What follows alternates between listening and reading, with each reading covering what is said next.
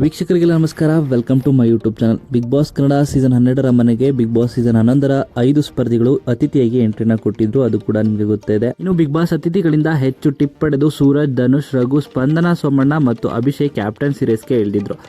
ಅಂತಿಮವಾಗಿ ಟಾಸ್ಕ್ ಗೆದ್ದು ಧನುಷ್ ಅವರು 2ನೇ ಬಾರಿಗೆ ಕ್ಯಾಪ್ಟನ್ ಪಟ್ಟವನ್ನು ಅಲಂಕರಿಸಿದ್ದಾರೆ. ಇವರದ ಕ್ಯಾಪ್ಟನ್ ಸಿರೇಜ್ ಸಖತ್ ಡಿಫ್ರೆಂಟ್ ಆಗಿತ್ತು. ಕಳೆದ ಸೀಸನ್ನ ಸ್ಪರ್ಧಿ ದಾಂಪತ್ಯ ಜೀವನಕ್ಕೆ ಕರೆಯಲು ಸಜ್ಜಾಗಿರುವ ಉಗ್ರ ಮಂಜುರ ಬ್ಯಾಚುಲರ್ ಪಾರ್ಟಿಯನ್ನ ಬಿಬಿ ಪ್ಯಾಲೇಸ್ನಲ್ಲಿ ಅರೇಂಜ್ ಮಾಡಲಾಗಿತ್ತು.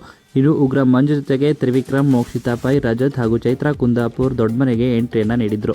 ಇನ್ನು ಅತಿಥಿಗಳಿಗೆ ಒಳ್ಳೆಯ ಆತಿಥ್ಯ ಕೊಟ್ಟು ಯಾರು ಹೆಚ್ಚು ಟಿಪ್ಸ್ ಪಡೆಯುತ್ತಾರೋ ಅವರು ಕ್ಯಾಪ್ಟನ್ಸಿ ರೇಸ್ನಲ್ಲಿ ಭಾಗವಹಿಸಲಿದ್ದಾರೆ ಎಂದು ಬಿಗ್ ಬಾಸ್ ಘೋಷಿಸಿದ್ರು.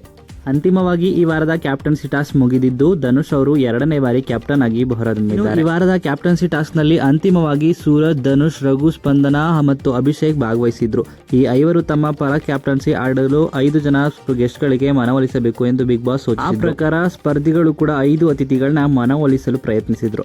ಕೊನೆಗೆ ಧನುಷ್ ಜೊತೆಗೆ ತ್ರಿವಿಕ್ರಮ್, ಅಭಿಷ್ ಜೊತೆಗೆ ಚೈತ್ರಾ, ರಘು ಜೊತೆಗೆ ಮೋಕ್ಷಿತಾ, ಸ್ಪಂದನಾ ಜೊತೆಗೆ ರಜತ್, ಸೂರಜ್ ಜೊತೆಗೆ ಉಗ್ರ ಮಂಜು ಟಾಸ್ಕ್ ನಲ್ಲಿ ಭಾಗವಹಿಸಿದ್ರು. ಈ ವಾರದ ಕ್ಯಾಪ್ಟನ್ಸಿ ಟಾಸ್ಕ್ ಬ್ಯಾಲೆನ್ಸಿಂಗ್ ಮಾಡೋದಾಗಿತ್ತು.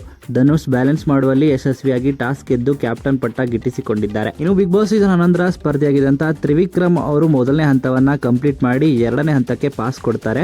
ಅದರಿಂದಾಗಿ ಧನುಷ್ ಅವರು ಆದಷ್ಟು ಬೇಗ ಟಾಸ್ಕ್ ನ ಕಂಪ್ಲೀಟ್ ಮಾಡಿದ್ರು. ಇನ್ನು ತ್ರಿವಿಕ್ರಮ್ ಅವರಿಂದಾಗಿ ಕ್ಯಾಪ್ಟನ್ ಆಗಿದ್ದಾರೆ ಅಂತಾನೆ ಹೇಳ್ಬೋದು. ಇನ್ನು ಈ ವಿಡಿಯೋ ನಿಮ್ಗೆ ಇಷ್ಟವಾಯಿತು ಅಂದ್ರೆ ವಿಡಿಯೋಗೆ ಲೈಕ್ ಮಾಡಿ.